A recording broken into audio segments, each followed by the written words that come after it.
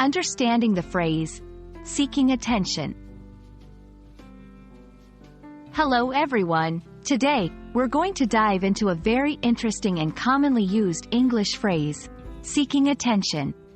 This phrase is often used in everyday conversations, and understanding its meaning and usage can greatly enhance your English language skills. So, let's get started.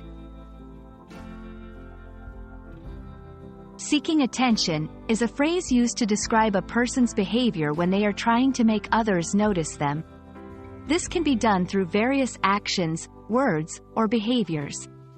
The key point here is that the person wants to be seen, heard, or acknowledged by others. Sometimes, this is done for positive reasons, like wanting praise or help. Other times, it might be for less positive reasons, like trying to distract from a problem or to make others feel a certain way about them. 1. Social media.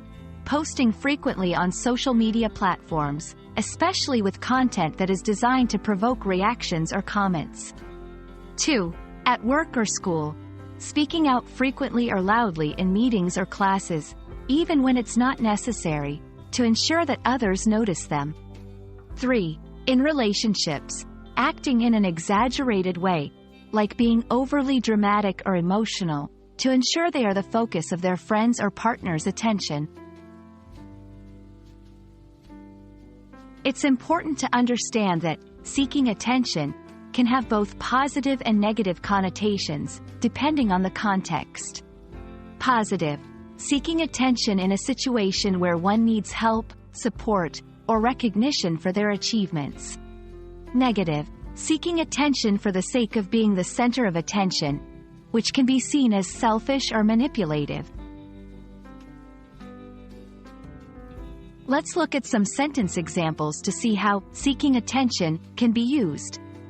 1. The child was seeking attention from his parents by constantly interrupting their conversation. 2. In the meeting, she was clearly seeking attention by repeatedly interrupting others. 3. He was not really hurt, he was just seeking attention.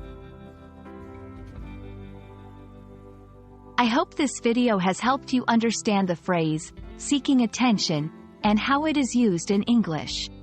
Remember, context is key when interpreting this phrase, as it can have different meanings based on the situation. Keep practicing, and you'll soon be using this phrase like a native speaker. Thanks for watching, and see you in the next video.